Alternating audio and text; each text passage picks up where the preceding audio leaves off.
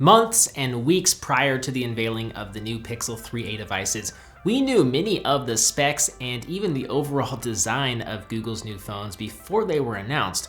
But unlike the phones from Samsung or LG, specs with the Pixel 3a devices are not everything, because so much of what makes the Pixel phones great is in the software. What this made for was a big surprise when Google officially unveiled their new budget flagships. So when I first learned that the Pixel 3a and Pixel 3a XL would retail for $400 and $479 respectively, and feature the same main camera as the Pixel 3, I was pretty shocked because the Pixel 3 has one of the best cameras in the market, definitely in the top 3. But my excitement, it didn't stop there because I soon learned that it also features a similar OLED display with no notch, that squeeze to register the Google Assistant functionality, and Google even brought back the headphone jack. About a week before the official launch event, I was asked by Google to produce an Instagram unboxing for their Made by Google Instagram, as well as for Phone Dog's Instagram channel. And I remember just talking to the Google rep at the event and learning about these specs right before I started shooting the video. And I remember I literally had to see the spec sheet for myself because I didn't believe him when he told me about the features of this phone. Now, I did get paid for that Instagram unboxing, and Google did provide this Pixel 3a XL review unit for us to review here on Phone Dog, but they are not paying for me to review this phone. I'm gonna do my best to keep this review as unbiased as possible, but I think it's important for you to know that naturally there is gonna be some bias because I have worked with Google in the past. So I just want you to know that before I continue with this review. To get the price down, Google did make some serious compromises in the build department, mostly with the build materials. This phone is basically entirely plastic, so it's lighter and it feels considerably cheaper than its more expensive brothers. Even the glass on the front is a little bit different. Google uses Dragon Trail glass instead of Corning Gorilla Glass, which I would assume is to save some money. Dragon Trail is supposed to offer similar scratch and drop resistance as Gorilla Glass, but I haven't really been able to find a lot of comparisons between the two because most manufacturers, they just use Gorilla Glass. For what it's worth, I don't see any scratches on my unit, which I've been using for the past couple of weeks, so that's a plus. But because of the slipperiness, I would recommend a case or at least a skin from D-Brand or Slick Wraps. You can also use one of the cases that Google sells on their store. It's a fabric case, which feels pretty good, but it does add a considerable amount of bulk to the device. The display, it measures in at 6 inches and it features a 1080 by 2160 resolution. The biggest difference between the 3A and the 3A XL is the display size. This one is considerably larger. Now the bezels aren't anything to rave about as they're still fairly thick for 2019 standards, but I think you could argue that what you have here still looks better than the 3A XL, which features that huge notch. I also haven't noticed any blue tint issue that plagued the Pixel 2 XL's display back in 2017. Google seems to have learned their lesson that customers don't like blue tints, nor do they like excessively large notches. Now, I will say brightness isn't exceptional and it is harder to see the display in direct sunlight, but overall, colors appear bright and vivid and viewing angles are strong.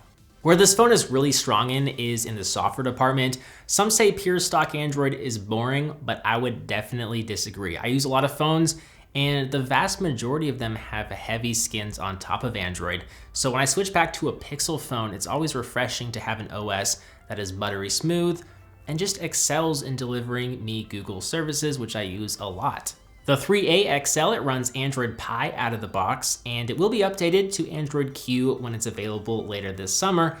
And I'm sure it'll even run Android R and Android S too when they become available in the subsequent years. As a big Google user, I like having Google Now a swipe away to the left of my home screens. I like the Google search bar at the bottom of the screen, and I like the always listening Google Assistant and that squeeze to activate the Assistant functionality. There's really not a lot I have to change when I use a Pixel phone, which I guess could be considered boring, but I don't really view it that way. Wind down is a neat mode I've been using to help restrict the time I use on my phone. You can set up a schedule for when the phone will enable Do Not Disturb mode to block notifications or disruptions in general. You can also have the phone set the screen to grayscale to reduce those stimulating colors, or tint the screen an amber color to reduce eye strain at night.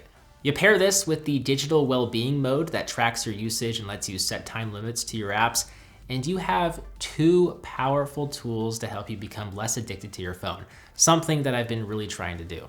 Now, of course, since this is Android, you can download third-party apps to customize the look and feel of this phone to your liking. There's really thousands of apps to help you fine-tune this phone to your liking.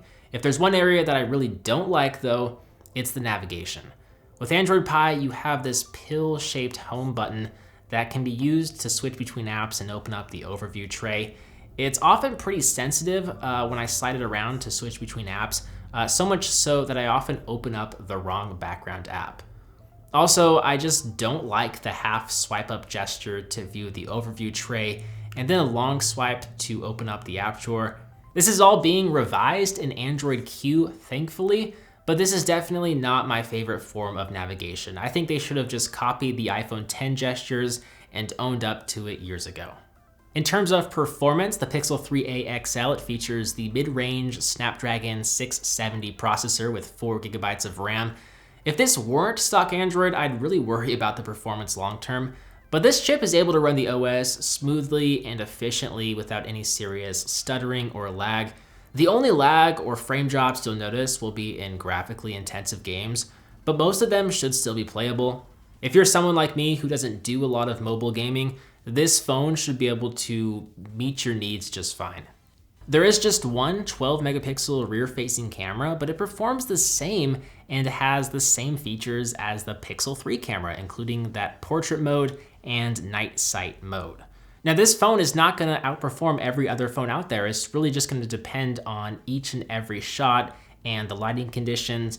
But generally speaking, the Pixel 3a does a great job properly exposing the background from the foreground without overexposing the sky. When you're not looking directly into the sun, the phone really shines as colors such as flowers and leaves. They don't appear too washed out, and they seem very true to life. Google manages to do a lot of the heavy lifting via software. The portrait mode does a good job isolating the subject from the background and creating a nice, not too artificial blur effect. Meanwhile, the night sight mode, it uses software to digitally enhance a dark photo to make it less dark, less noisy, and just more detailed and bright, more enjoyable. These software features really help make up for the less than average camera hardware. And it's really why Google is able to release a $400 phone with such a capable camera. Now, where I think this camera could be improved upon is in skin tones, as it'll often oversaturate or underexpose subjects, resulting in skin tones that look less appealing than other phones. The front-facing camera is an 8 megapixel sensor, and there's no wide-angle sensor that's available in the Pixel 3 XL, but thankfully, I think the front-facing camera is still plenty wide, at least for my needs. If you're a power-hungry user, I would recommend the 3a XL, as it has a larger 3700 mAh battery. With the less power-hungry processor and the OLED display, battery is strong. I was able to get close to 8 hours of screen on time per charge, which is actually really impressive. Sadly, there's no wireless charging support, but you do have 18-watt quick charge support to power this phone up real quick. Google says you can get 7 hours of battery life in 15 minutes. I'd be a little bit dubious of this claim, but it's still gonna be able to charge your phone up pretty quickly. Now, the icing on the cake with the 3a XL is the dual stereo speakers. The bottom speaker has been relocated to the bottom of the phone, so unfortunately it's not on the front facing your face like it should be. But the speakers overall, they sound great for a mobile phone. This is actually a big selling point for me. For $479 for the larger Pixel 3a XL variant, what we have with this phone is all that we could ask for. There's some features missing that you'd find in more premium handsets, like wireless charging and an IP certified water resistance rating. But for the price of this phone, I think you get a lot for relatively little. And if you don't need a bigger display or a larger battery, you can get the Pixel 3a for $399. This phone is so good that I'm no longer recommending the Pixel 3 or Pixel 3 XL. And I am looking forward to testing the new OnePlus 7 Pro to see how it stacks up, because that looks like a steal too, and it looks like it seriously undercuts the more premium flagships and specs and features. But even then, it's still $200 more than this variant, so it should be an interesting comparison. With that said, I hope you enjoyed this review of the Google Pixel 3a XL. If you did, hit the like button, maybe subscribe if you're brand new, and let us know, what do you think of Google's new budget flagship? I'll see you in the next one. Peace.